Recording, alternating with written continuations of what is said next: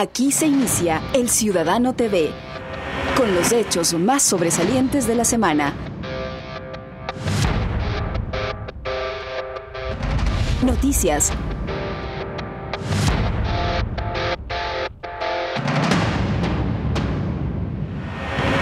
Entrevistas.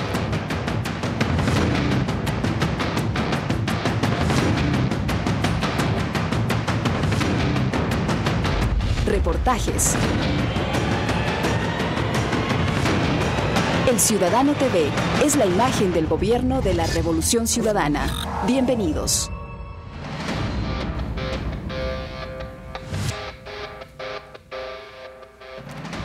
El pasado 5 de marzo del 2013 será un día que los venezolanos en particular y los latinoamericanos en general jamás olvidaremos. Nicolás Maduro, vicepresidente de la Nación Llanera, fue el encargado de anunciar la fatal noticia. Hugo Chávez, líder de la Revolución Bolivariana, dejó de existir. ¿Quién fue este hombre que asumió el legado de unidad de Simón Bolívar? ¿Cuál será el futuro de la patria grande? ¿Cuál será el rumbo que adoptará la Revolución Bolivariana? Descúbralo en este programa especial en honor a uno de los hombres más importantes del siglo XXI. Iniciamos. Los que mueren por la vida no pueden llamarse muertos.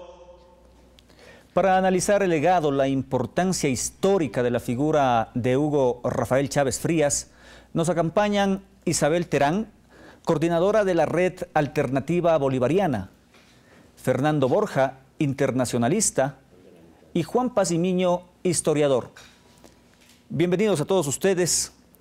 Y antes de arrancar con este diálogo, queremos mostrarles un perfil de un hombre estratega y solidario, cuya principal característica quizá fue el amor que tenía por su pueblo y su compromiso con la revolución. El comandante y líder bolivariano Hugo Chávez nació en Barinas. Fue el segundo de 6 hijos de una pareja de maestros de escuela primaria. Creció en una casa de adobe, techo de hoja y suelo de tierra. Chávez se enroló en 1971 en la Academia Militar, graduándose en el 75 como subteniente y licenciado en Ciencias y Artes Militares. Comenzó su actividad política ganando las elecciones en 1998, con un arrasador 56.2% de los votos. Hugo Rafael Chávez Frías fue un ácido combatiente de las políticas neoliberales de Carlos Andrés Pérez. Durante los 90 lideró el primer levantamiento cívico-militar y encabezó las primeras reformas constitucionales de su país. Distinguido por su alegría y enfoque humanitario, dirigente que logró un permanente proceso de cambio que dura más de 14 años. En septiembre de 2010, Chávez perdió la mayoría calificada en el Parlamento, tras haber dejado 67 de los 165 puestos en manos de la feroz oposición.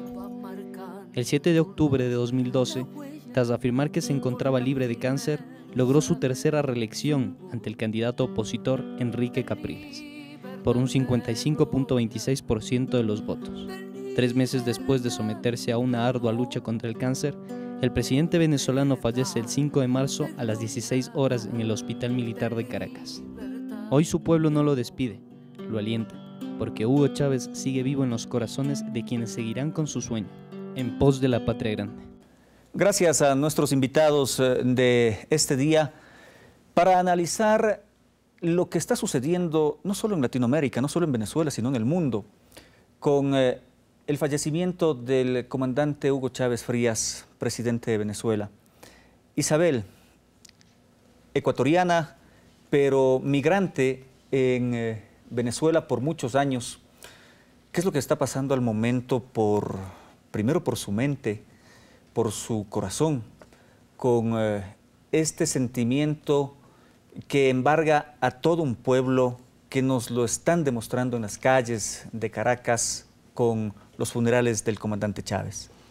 Bueno, a mí me gustaría empezar recordando lo que escribió Pablo Neruda en un canto a Bolívar, cuando dice que Bolívar despierta cada 100 años cuando despiertan los pueblos. Isabel Terán, las mujeres latinoamericanas, ecuatorianas, en mi calidad de migrante, creo que Hugo Chávez representa no solamente ese hombre hermoso, noble que conocimos, generoso, solidario, sino que también simboliza nuestra memoria histórica. Él nos devolvió el sueño de la patria y de la patria grande. Él simboliza ese hombre que justamente buscaba la integración como lo buscó el Libertador, ese hombre lleno de justicia que también lo representó el comandante Chávez al tener tantas organizaciones o esta visión tan amplia de devolvernos de esa patria grande.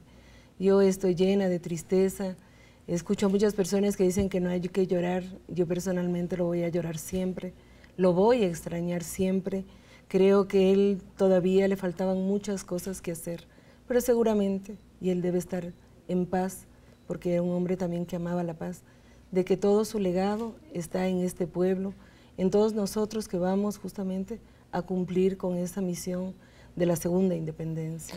Juan Pazimiño, las páginas de la historia se están nutriendo en este momento de, valga la redundancia, de momentos tristes. Históricamente, esto, ¿cómo se lo va a anotar en esas páginas precisamente? Gracias. Ante todo, hay que expresar desde el Ecuador la solidaridad con el pueblo venezolano. Naturalmente, América Latina y Venezuela han perdido a un líder indiscutible de la historia contemporánea de la región.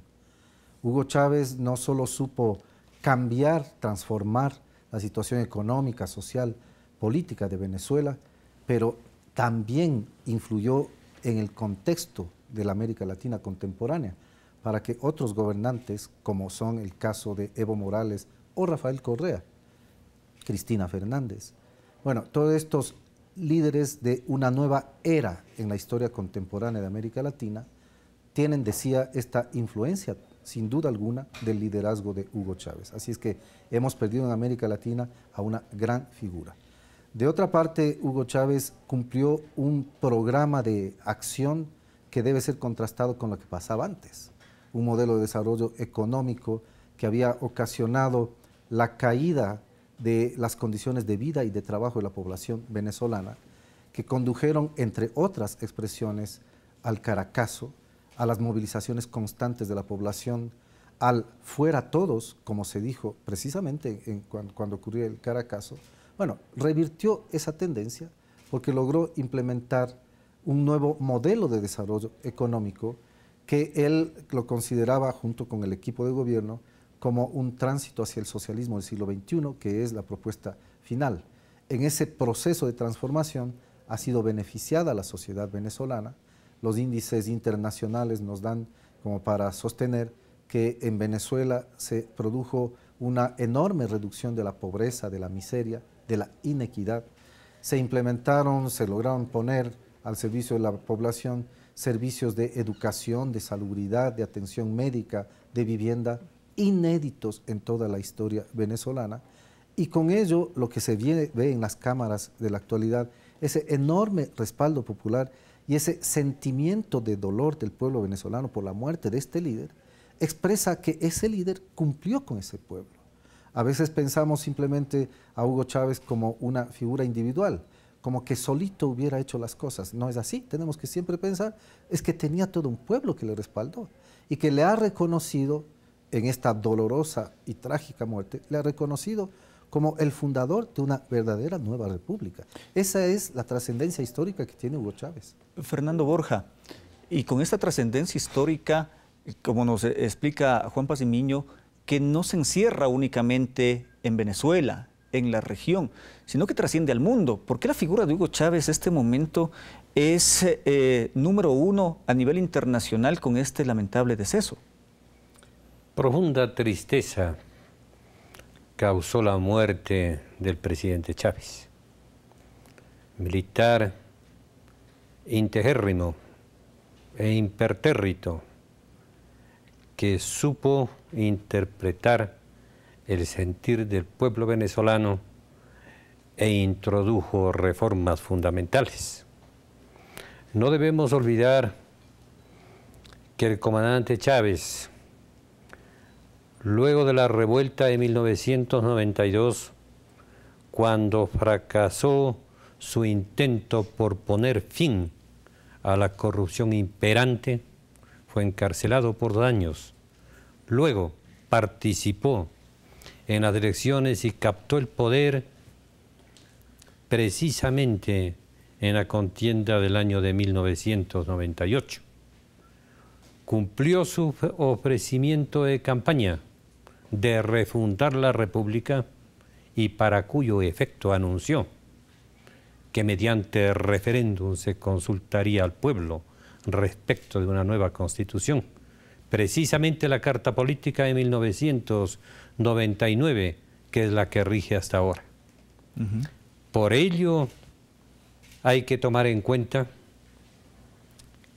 que en virtud de las reformas constitucionales y legales, los poderosos dentro del campo económico pretendieron destituirlo en los nefastos días del 12, 13 y 14 de abril del 2002. Fundamental rememorar que en aquellos días se firmó un acta de inauguración de este pseudo gobierno repugnante a la conciencia recta de América, cuya acta firmó, entre otros, el cardenal Ignacio Velasco. Fracasó el golpe y el presidente Chávez, que con energía y dignidad no aceptó renunciar, fue reintegrado al poder y continuó con su labor positiva en bien de las mayorías. Isabel, estamos viendo que el comandante Chávez fue entonces aglutinando el cariño, el respaldo de un pueblo venezolano que, si se quiere, también aglomeró todo un sentimiento de frustraciones en el pasado y que vio en la figura de Hugo Chávez el resurgir de una patria para sus intereses. ¿Por qué? ¿Cómo el presidente Hugo Chávez logra precisamente empoderarse de ese cariño del pueblo venezolano y posteriormente del pueblo de la región? Bueno, ahí es bien interesante porque yo digo, Chávez, como él mismo lo comentaba, él empieza desde muy joven cambiando cosas y justamente lo hace a nivel del ejército. Su movimiento, el movimiento Quinta República, nace justamente en ese contexto donde él se desenvuelve y donde él, inclusive, él contaba tantas historias, tantas anécdotas. Él dice que cuando los soldados, sus alumnos, sus soldados eran pues castigados, normalmente les mandaban a hacer un ejercicio. Él normalmente les mandaba una lectura o les leía algunos pasajes de la historia. Y esto también, yo digo, cuando él logra justamente romper la falsa democracia que se vivía bajo el bipartidismo de Acción Democrática y COPEI, que era la democracia cristiana y los socialdemócratas, él rompe, porque el golpe de él no es un golpe militar clásico como los que habíamos vivido en el Ecuador o en América Latina. Él rompe con esa falsa democracia, donde justamente era ese modelo neoliberal que solamente se dirigía para un sector económico. De ahí teníamos filas y hasta ahora, yo digo, tanto le faltó hacer al presidente, pero aún así, yo digo, pudo superar muchos niveles de pobreza y supo ganarse porque él era amigo del pueblo. Él donde ibas te tocaba la mano, te acariciaba, te decía, te daba mensajes. Y él siempre dio mensajes a ese pueblo que vio en él no solamente esta luz de mejorar sus condiciones, sino también esta luz de tener dignidad, soberanía, tener claridad. Él en cada mensaje, en cada discurso, él siempre hablaba de historia. Él recuperó toda esa memoria histórica de los libertadores, que incluye a Manuela Sáenz, que incluye a quienes pues también hicieron este legado histórico que tenemos actualmente. Todo eso hizo que ese pueblo también despierte, que también esté organizado, porque él a través de la nueva Constitución da todos los mecanismos para cómo organizar, y su mejor trabajo fue justamente, por eso es el presidente de los pobres, fue justamente dirigido a esos sectores que lo lloran, ¿no? Que hoy día lo lloran. Precisamente, ¿por qué es tan importante el recuperar la memoria histórica de un pueblo? Como lo hemos visto ahora con el mensaje del presidente Hugo Chávez, lo vemos acá con el presidente Rafael Correa. ¿Cómo se recupera esa memoria histórica? Es que estos presidentes, estos líderes, han sido capaces no solamente de reflejar esa realidad histórica como identidad, como patrimonio, como orgullo de nuestros pueblos.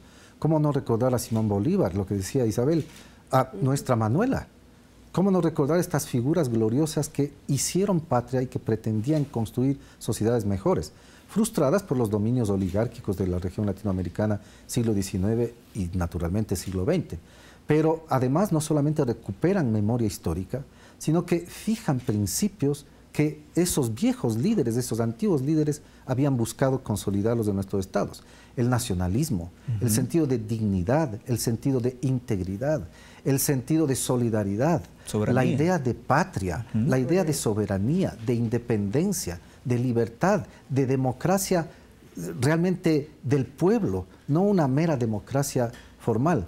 Todo eso también enriquece. Si es que uno va a Venezuela, he tenido ese privilegio de también poder estar allí, uno ve esa emoción popular por identificarse con la patria, por sentir que tienen un gobierno que afirmó la dignidad y la soberanía y que por eso tenía las reacciones tanto internacionales como nacionales de sectores que no comprenden que estos también son valores históricos para las poblaciones. Y son valores históricos, Fernando, que no solo se quedan encerrados en Venezuela, sino que trasciende sus fronteras, que va a la región e incluso a otros continentes, en donde obviamente hay la migración latinoamericana.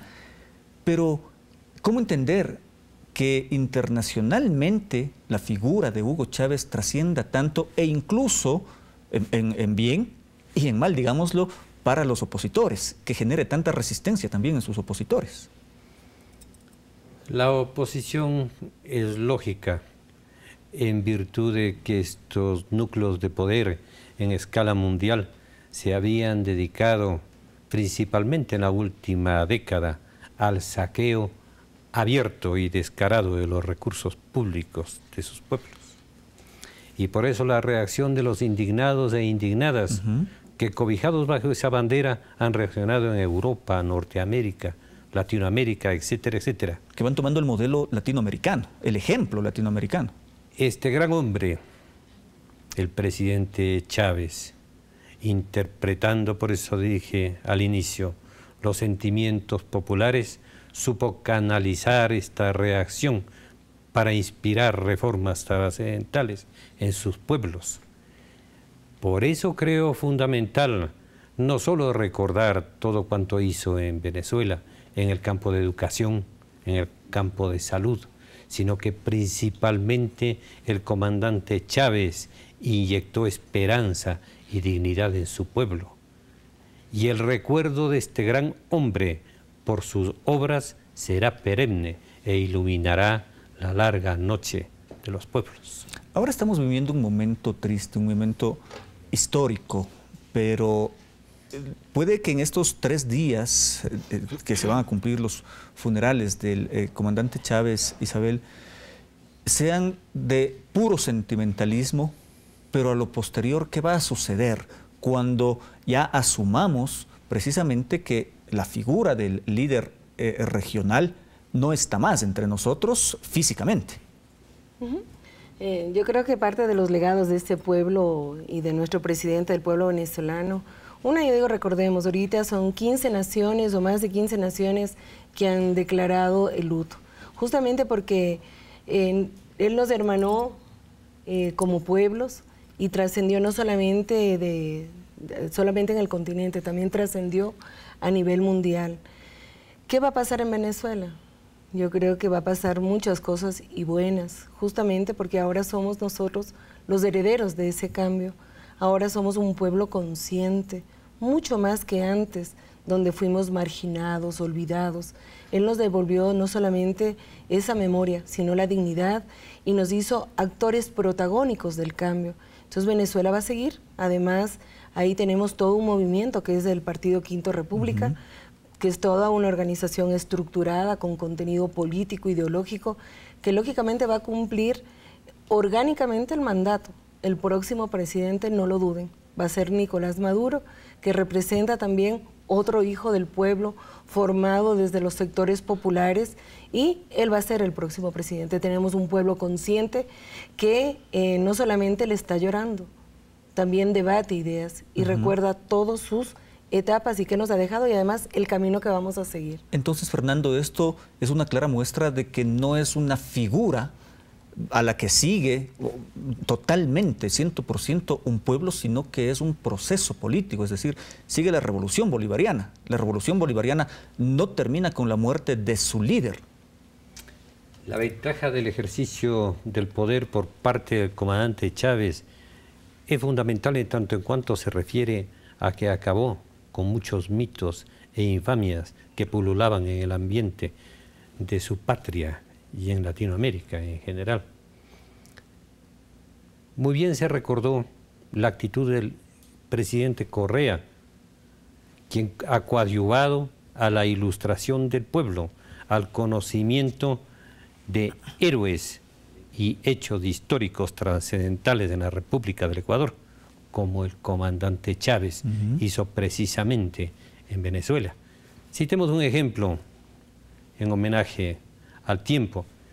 El actual jefe del Estado, al rememorar la positiva labor del general Eloy Alfaro, coadyuvó a que la generalidad del pueblo conozca la trascendencia de la revolución liberal que, instaurada el 5 de junio de 1895, entregó el poder supremo al general Eloy Alfaro, digno general que introdujo los más grandes cambios en la República.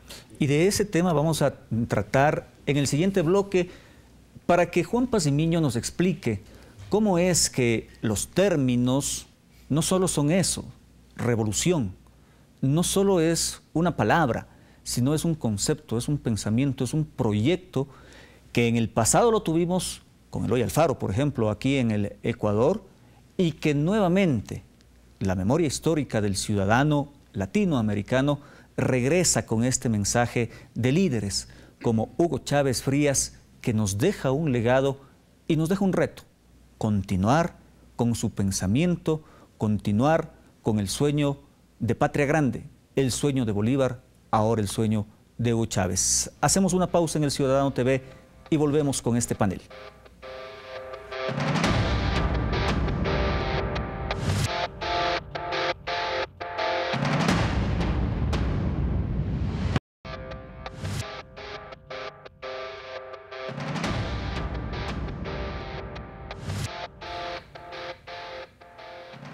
Hugo Chávez Frías, el comandante, el presidente de Venezuela, el líder latinoamericano y, por qué no decirlo, mundial.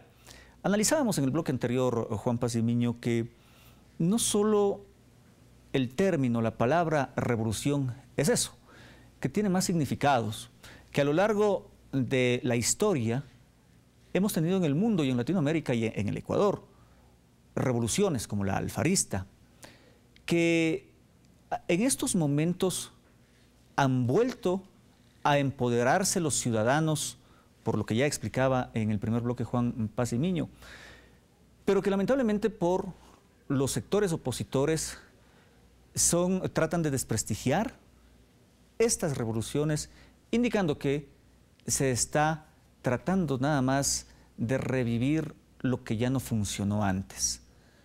¿Por qué una revolución es lo que estamos viviendo ahora, incluso con la muerte de Hugo Chávez? ¿Cuál es el verdadero significado de este término revolución?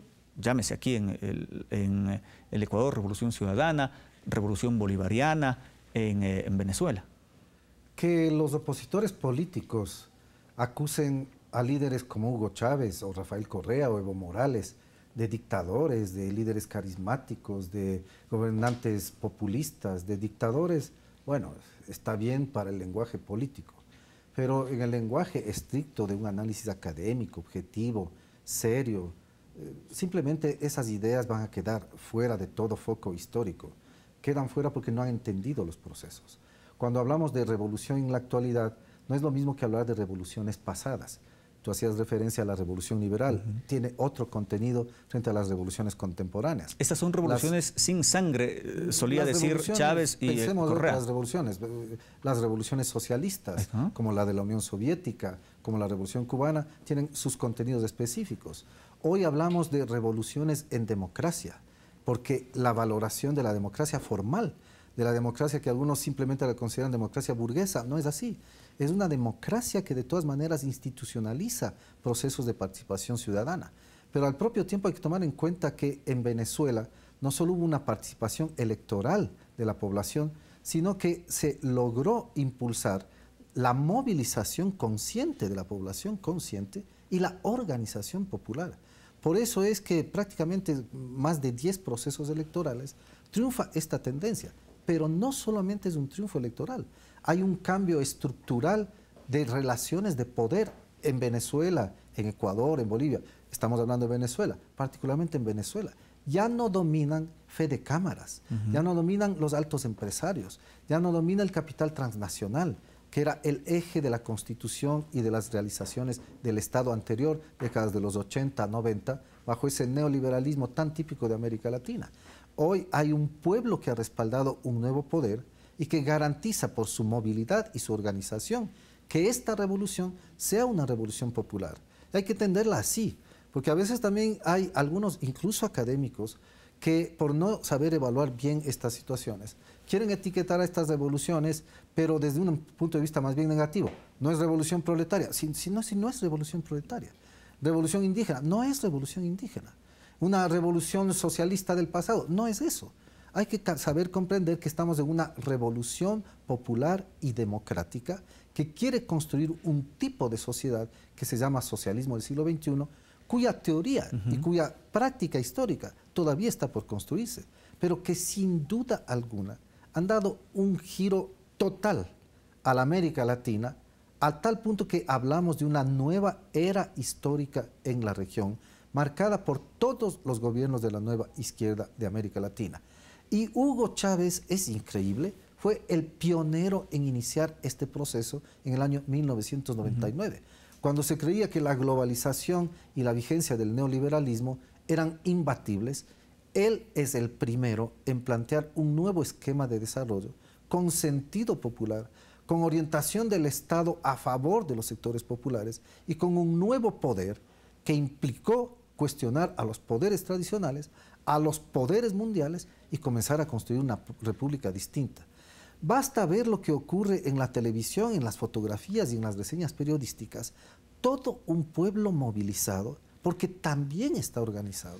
Está organizado en barrios, está organizado por las misiones, por las cooperativas, por las comunidades, por los sindicatos. Entonces hay un reforzamiento muy importante que garantiza que sea una revolución efectivamente en paz, en democracia de nuevo tipo y hacia la construcción de un país distinto, que es lo que los viejos poderes critican y atacan como que esto es una sociedad invivible de dictaduras, de caudillos. Sí, no han comprendido nada de lo que es la historia contemporánea y lo que son el tipo de revoluciones democráticas y populares que estamos viviendo en América Latina. Y esta revolución, Fernando, iniciada precisamente por el presidente Hugo Chávez, también trasciende en la creación, en la unidad regional, a través de organismos como CELAC, como UNASUR, como la ALBA. ¿Qué va a pasar con estas instituciones de integración regional ahora que ya no está Chávez? Considero que definitivamente aquel dicho popular de que la unidad en el bien une y la unidad en el mal separa, se aplica en este caso. El comandante Chávez trató de unir América en su conjunto e inspiró dichos organismos de trascendencia, de unidad y cooperación. Por ende, ellos continuarán, porque tiene seguidores como el presidente Correa, como afirmó el doctor Pazmiño, precisamente la señora Kirchner, el señor Morales, etcétera, etcétera. Pero lo fundamental, por eso digo e insisto en este aspecto, la educación que proporcionó el presidente Chávez a su pueblo fue fundamental porque entonces sí adquieren conciencia de la realidad nacional, adquieren conciencia de patria. Y en el Ecuador es un mundo aparte, diría yo, antes del actual ejercicio del poder del economista Correa. Habíamos entrado en una debacle, no solo en lo económico, en lo político y en lo moral, se sucedían cambios vertiginosos de jefes de Estado. El país precisamente estaba en peligro de desaparecer. Todo se había caotizado, no había función ejecutiva, legislativa ni judicial. Todo se había confabulado para concluir con la sociedad ecuatoriana. Hoy se vive nuevamente un ambiente lógico en una sociedad organizada, principio de autoridad, respeto a la Constitución y a la ley. Y Fernando toma un punto muy importante, Isabel, que es precisamente el, no sé si utilizar ese término, comparar, pero lo que se vive en Venezuela con lo que se vive, el sentimiento venezolano con el sentimiento ecuatoriano en este proceso de revolución de los ciudadanos, de revolución bolivariana. Usted que vivió muchos años en Venezuela, que ahora pasa este proceso de revolución ciudadana en el Ecuador, ¿por qué somos tan iguales? ¿Por qué somos tan compenetrados, ecuatorianos y venezolanos, debajo de esta revolución bolivariana y ciudadana? Claro, los opositores han manifestado siempre que Ecuador es una copia de Venezuela, que Venezuela tiene una injerencia con Ecuador, pero estamos viendo que son circunstancias en cierto grado distintas. ¿Por qué, sin embargo, podemos encasillarlas en una comparación para transitar carriles iguales? Bueno, realmente nosotros tenemos más cosas en común que en diferencias. Una, tenemos el mismo origen, la misma historia, la misma identidad. Adicionalmente, claro, también vivíamos en ese contexto latinoamericano de golpes, teníamos todo el modelo neoliberal que definitivamente no logró calar en nuestros países y teníamos todo un ejército de oprimidos. Todas las personas que no tuvieron acceso a la educación, a la salud, que no tenían vías de acceso. Y ahí reconocemos y vemos cómo el voto que tiene el presidente Rafael Correa es un voto consciente, un voto donde la gente ya no era una figura, está razonando que somos parte de ese cambio, de esas nuevas estructuras, y donde vemos que tenemos cada uno una particularidad, pero es porque tenemos esta calidad moral, política, humana de estos hermosos presidentes que han logrado cambiar y transformar nuestras realidades sociales. ¿Qué hizo el presidente Chávez?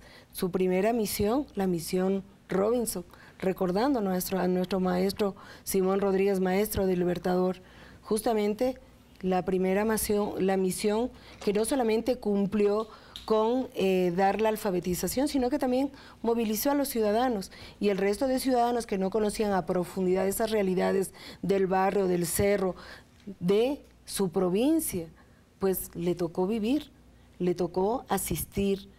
Entonces, ¿qué tenemos? Primero un pueblo consciente y un pueblo educado que tuvo esa oportunidad, yo digo, además de construir y que ahora se sabe su constitución y sus deberes y sus derechos con toda la magnitud que el caso amerita. Entonces yo creo que son presidentes que le devolvieron no solamente la dignidad, como yo digo, porque no solamente se puede valorar a los presidentes por las obras, sino también por el legado que nos da a nivel de la conciencia.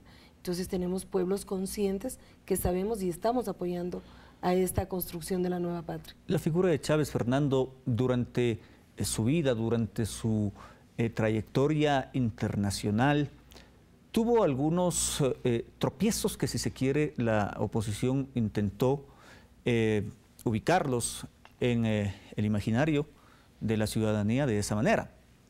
Recordemos ¿por qué no te callas?, del rey de España. Recordemos la presencia en el seno de las Naciones Unidas del presidente Chávez, aún huele a azufre. Aquí estuvo el demonio, refiriéndose a Bush. Recordemos los continuos vaivenes con el expresidente Uribe. Esto a un líder común y corriente, normal, habría bajado su popularidad, con la injerencia de los poderes fácticos, habría disminuido, si se quiere, su popularidad. Y eso en la figura de Chávez no lo vimos jamás. ¿Por qué? Definitivamente el comandante Chávez fue naturalmente recto y por eso Dios le dio energía y sabiduría. El comandante Chávez no solo en su país, sino fuera de él, se expresó con claridad y energía, y por eso lo comparé con el presidente del Ecuador, porque ambos han sabido dirigirse al pueblo con sencillez, energía y claridad. En lo atinente o referente a la interrupción del rey de España, seguramente era producto de su tontera progresiva, porque insólito pretender ofender a un jefe de Estado que se había distinguido por su actitud moral y enérgica a lo largo de su vida.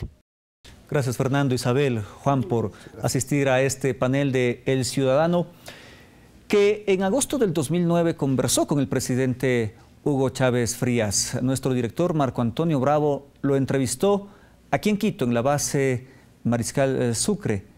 Esa entrevista la vamos a recordar al volver de la pausa.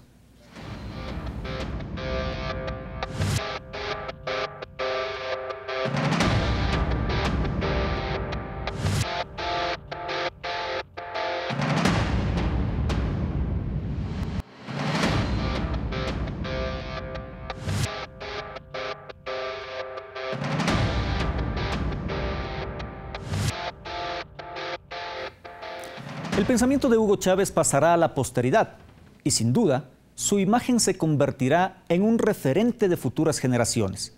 Queremos compartir con ustedes la entrevista que otorgó el comandante a El Ciudadano. El Ciudadano TV esta noche se encuentra con el presidente de Venezuela, Hugo Chávez, quien ya ha llegado a nuestro país para formar parte de esta serie de mandatarios que están presentes a propósito de lo que significa el bicentenario, el encuentro de UNASUR y también, por supuesto, la asunción al poder del presidente Rafael Correa. Bienvenido, como siempre, el presidente Chávez al Ecuador. Bueno, fue un viaje rápido, venimos de batalla en batalla. Estamos contentos de estar aquí, más que contentos, felices. Y quiero, a través de tu programa, felicitar desde mi corazón al pueblo del Ecuador, al presidente Correa, por el bicentenario del grito de independencia y bueno, que coincide con su toma de posesión como parte de la revolución ciudadana. Felicidades, Ecuador, patria hermana, patria de todos nosotros. ¿Qué significa en este momento histórico para el proceso que vive América Latina justamente que el presidente Correa nuevamente acceda al poder? Me parece que se está imponiendo la voz de los pueblos. Ya no se impone en nuestro continente, como en otras épocas, la voz de las oligarquías, o como la llamó Hélio Jaguaribe, yo lo recordaba hoy, ese gran pensador brasileño, las burguesías consulares que obedecían mandatos imperiales de Estados Unidos y que nos sirve para ti, que obedecían los mandatos del imperio yanqui, y obedecían a sus propios intereses, masacrando a los pueblos. Yo creo que el nuevo triunfo de Correa, no es solo de Rafael Correa, sino es un triunfo del pueblo ecuatoriano, de su dignidad, de su coraje y de la conciencia, que sin duda ha despertado como un volcán, es parte de la revolución continental. Y es una tendencia que se está imponiendo en América Latina, una tendencia de izquierda que está llegando a todos los poblados de América Latina. Es una revolución, sin duda, es una tendencia, ¿no?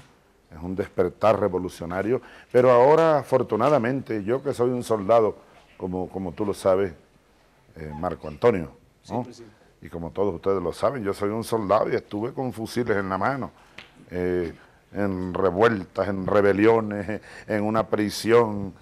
Bueno, afortunadamente ya no son las columnas guerrilleras que tuvieron su época, ¿no? Bueno, el Che Guevara, ¿no? La Sierra Maestra y Fidel Castro, ¿no? Ahora es una erupción de pueblos, revolución pacífica. Pero que también tiene muchas oposiciones. Claro, de varios sectores. Y muchas amenazas.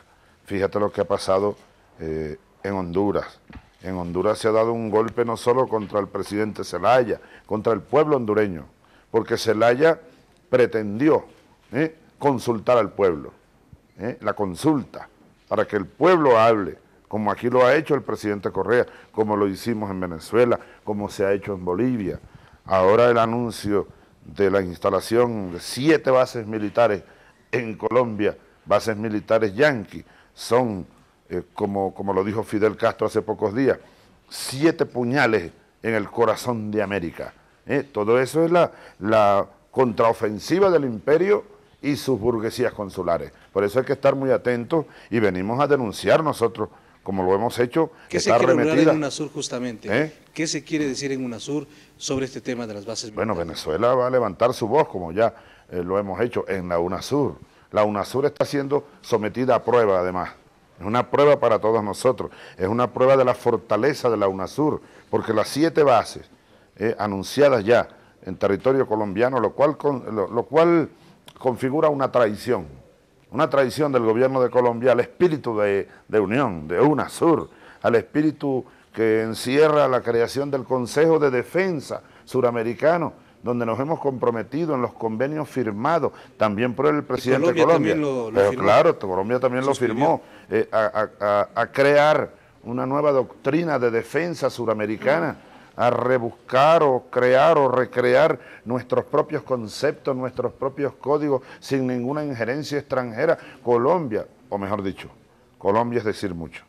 Nosotros amamos a Colombia, yo me siento tan colombiano como venezolano y ecuatoriano, porque soy de la patria grande, y esa conciencia debemos tenerla todos nosotros. No se trata de Colombia, la querida Colombia, se trata de un gobierno de la élite, de la burguesía colombiana, dominado por el imperio. Le ha clavado 7 puñales en el corazón de la UNASUR. Usted denunció también una incursión en territorio venezolano en las últimas horas. Sí, provocaciones, y me enteré saliendo de mi despacho, donde estaba viendo por Telesur la transmisión, por cierto, de la ceremonia hermosa de Correa con Evo, indígena. Yo me uní a la oración, recuerdo que Correa se puso así, y Evo también, y entonces me puse a orar en silencio, ¿no? Aquel momento sagrado con la Pachamama, con la maderita, y la oración indígena. Y luego vi el desfile militar de las tropas.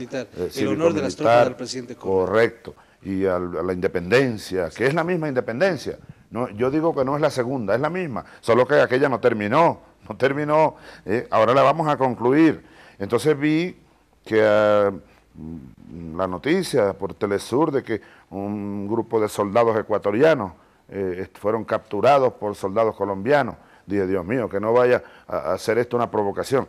Ahora, hace apenas 2 días, una lancha, ¿no?, con soldados colombianos y oficiales colombianos cruzó el Orinoco. El Orinoco es un río bastante ancho. Ya. Nadie puede decir que fue un pequeño error, es una quebradita, un caminito que se pasó por... No, el Orinoco. E incursionaron en una población venezolana, y solo que cuando llegaron las tropas nuestras que enviamos ya se habían retirado. Pues son provocaciones. Yo estoy seguro que ahora se van a poner a la orden del día las provocaciones del imperio yanqui contra Ecuador, contra Venezuela y contra otros países desde Colombia. Bueno, el presidente Obama ha dicho que se malentiende cuál ha sido el espíritu de la cooperación con Colombia, que no están instalando bases militares en Colombia. Bueno, es como para reírse, ¿no? Es como para reírse, ¿no? Que tú digas que busques eufemismos para tratar de ocultar la verdad. Yo creo que al presidente Obama, para darle el beneficio de la duda, ¿no?, es que lo están engañando. No le informan exactamente, como no le informaron del golpe en Honduras y lo agarraron fuera de base. Obama parece que no está mandando en Estados Unidos. Tengo duda de quién manda en Estados Unidos. Entonces pudieran estar engañándolo, manipulándolo, pudieran estarlo haciendo. Ahora, tú sabes, y es bueno que se sepa, ¿dónde se planificó? Tengo pruebas, testimonios pues. ¿Dónde se planificó hasta el más mínimo detalle el golpe militar oligarca en Honduras contra Zelaya? en la base yanqui de Palmerola, allá en Honduras.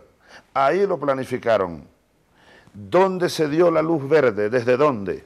Para que las tropas hondureñas, pero al mando de tropas yanquis, de oficiales yanquis, fueran a sacar de su cama prácticamente al presidente de Honduras, Manuel Zelaya.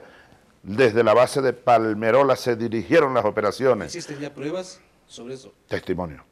No tengo grabaciones, pero testimonio de gente que estuvo allí. ¿Tú sabes desde dónde se tomó la decisión? Ahí, a última hora, digámoslo, en plena marcha las operaciones. Ya tenían a Zelaya capturado. Por poco lo matan. Su hija bajo la cama para protegerse en su habitación, la tumbaron la puerta de la habitación, etcétera. Lo sacan. ¿Dónde lo llevamos? Empieza el corri-corri. No, que si a una cárcel, no, que si a una embajada. Desde la base de Palmerola dieron la orden, móntenlo en un avión y lo llevan a Costa Rica. Ese es un ejemplo. Yo le decía ayer a un grupo de colombianos, amigos, que me visitaban del polo democrático alternativo, senadores, líderes y lideresas. ¿Nos visitó el presidente Samper?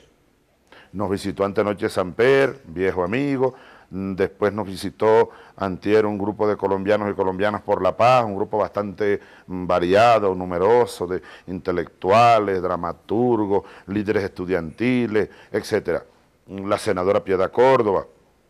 Yo les decía ya anoche a senadores y otros representantes del polo democrático alternativo, mañana pasado, es bueno que los colombianos lo sepan, si no les gusta a los yanquis que están en Colombia y van a estar ahora mandando en casi toda Colombia un presidente porque tomó una decisión determinada, pues lo van a echar de Colombia, como al presidente Samper no les gustaba y le mandaron a sembrar los yanquis a Samper Pisano, que era presidente de Colombia, le mandaron a sembrar una bolsita así debajo del asiento del piloto.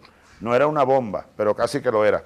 Cocaína, porque los yanquis le habían quitado la visa, porque él no quería o no quiso someterse al mandato del imperio. Samper, con dignidad. ¿Sabe para qué? Para que aterrizara en Nueva York, donde iba saliendo esa noche a una cumbre de Naciones Unidas, y allá lo iban a acusar de narcotraficante, y lo iban a dejar preso allá. Ese es el imperio yanqui, y a ese imperio es el que Uribe le está abriendo de par en par el mapa querido y el territorio querido de la Colombia de Bolívar. Dos cuestiones más para cerrar, presidente. El uno, que se relaciona también con Colombia. Usted ha ordenado el retorno del embajador a Bogotá, pero se mantienen congeladas las relaciones diplomáticas con Colombia y también entendemos que ha suspendido un convenio energético que tenía con ese país. Quisiera que nos precise sobre esta situación. Sí, las relaciones están congeladas y estamos revisándolas.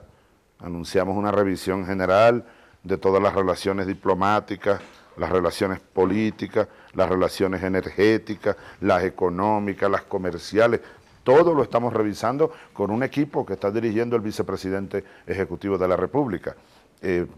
Por ejemplo, hay unos convenios a través de los cuales Venezuela le vende a la empresa colombiana correspondiente combustible más barato. No, nosotros eso lo estamos revisando y lo vamos a suspender. Y las importaciones a Colombia, ¿tú sabes cuánto, hasta cuánto llegó el monto el año pasado de importaciones de Venezuela, desde Venezuela a Colombia? Casi 7.000 millones de dólares, de muchas cosas que nosotros bien podemos comprarle a Ecuador, a otros países como Argentina, a Brasil. Entonces, lamentablemente, esta agresión del presidente de Colombia, del gobierno de Uribe, nos obliga a revisar, porque esa es otra cosa, además de anunciar las bases, traicionando el espíritu de la unidad, traicionando la buena fe nuestra. Además de eso, cuando nosotros levantamos la voz de protesta, el gobierno de Uribe hace circular otra infamia, así como tantas contra Correa, el video atribuido al Mono Jojoy. La FARC incluso ha emitido un comunicado desmintiendo esto. Han vuelto a salir los papeles de las computadoras aquellas famosas de Raúl Reyes. Y entonces ahora nos están acusando a nosotros, y es el gobierno de Colombia, de que estamos suministrándole armamento muy potente o no potente, etcétera, a la FARC. Una gran mentira, ya lo hemos demostrado. Ahora fíjate, yo he probado con el mismo informe que Colombia hizo el año pasado. Consiguieron unos supuestos lanzacohetes. Digo supuestos porque están en una foto. Pero yo lo he demostrado que ciertamente forman parte de un lote que hace más de 20 años Venezuela compró a Suecia, de unos cohetes antitanques. Yo los conozco muy bien porque los disparaba en el ejército, en la brigada de paracaidistas. La usamos mucho los paracaidistas. He mostrado las fotos. En el mismo informe que los colombianos hicieron, los expertos dicen que deben ser destruidos totalmente de inmediato, porque son un peligro, es decir, es un desecho de un arma que es desechable. Bueno, yo tengo ya más de una semana diciéndolo, mostrando el informe, y el gobierno de Colombia, después de habernos señalado, después de tener las evidencias públicas de la falsedad, no ha dicho absolutamente nada, Entonces es un gobierno acostumbrado a la puñalada trapera, decimos nosotros, lamentablemente, ¿no? Y está haciéndole un grave daño a la unión, a la integración. Pero más allá de eso, hablemos de lo positivo. Es que viva nuestra independencia, Ecuador, el bicentenario de la independencia del Grito de Quito. Dentro de pocos meses estaremos en Caracas celebrando los 200 años del Grito de Caracas, el 19 de abril de 2010, perdón. Y esto forma parte, aquellos gritos, aquel levantarse de nuestro pueblo del inicio de un proceso que lleva 200 años. Lo de Colombia no es sino una demostración de que no hemos concluido, de que el camino todavía nos reserva muchas batallas, pero de que seremos libres, unidos, lo seremos. Estoy seguro que no se repetirá en el siglo XXII lo que dijo mi general Perón hace bastante tiempo, cuando él desde el siglo XX, a la mitad casi decía, el siglo XXI nos conseguirá o unidos o dominados. Lo mismo que dijo Bolívar desde aquí, desde esta tierra, hace ya 200 años. Si no le damos un nuevo orden y una unidad verdadera a estas repúblicas que están naciendo, decía Bolívar, un nuevo coloniaje le legaremos a la posteridad. Nosotros no vamos a legarle un nuevo coloniaje a la posteridad, vamos a ser libres y solo seremos libres unidos verdaderamente. Presidente Chávez, muy gentil por atendernos aquí en El Ciudadano desde Quito, Ecuador. Bueno, muchas gracias por la emboscada, por la bonita emboscada mediática que me ha permitido saludar a Ecuador desde mi corazón. Yo amo esta tierra y me siento aquí, bueno, tan en casa como en Caracas, como en los llanos de Venezuela. Ecuador, te amo. Que viva Ecuador. Muchas gracias, presidente. Gracias, hermano. Muy gentil. Muchas gracias. Presidente Hugo Chávez ha conversado con nosotros a estas horas de la noche para El Ciudadano TV. Gracias y continuamos con más información. Finalizamos mostrándoles un video con algunas imágenes de quien ahora es un símbolo de lucha, de soberanía, reivindicación, sinónimo de revolución, y es como diría el cantautor venezolano Alí Primera: los que mueren por la vida no pueden llamarse muertos. Hasta la próxima. Los que mueren por la vida no pueden llamarse muertos. Y a partir de este momento es prohibido llorarlos. Que se callen los redobles en todos los campanarios. Vamos, cumpa, carajo, que para amanecer no hacen falta gallinas, sino cantar de gallos. Ellos no serán bandera para abrazarnos con ella, y el que no la pueda alzar, que abandone la pelea. No es tiempo de recular ni de vivir. Canta, canta, compañero, que no calle tu canción. Si te falta bastimento, tienes ese corazón. Con esa fe infinita me marcho. Físicamente, en pocos días retornaré a continuar la recuperación de los impactos que se conocen de un tratamiento de este tipo. Y espero en pocas semanas estar echando la partida de pelota que nos deben allá en Fuerte Tiuna y de nuevo estar recorriendo las calles queridas de la patria. los campos queridos de Venezuela. ¡Viva la patria! ¡Viva Venezuela! ¡Vivan los trabajadores! ¡Viva la vida! ¡Hasta la victoria siempre! Canta, compañero, que no calle tu canción. Si te falta bastimento, tienes ese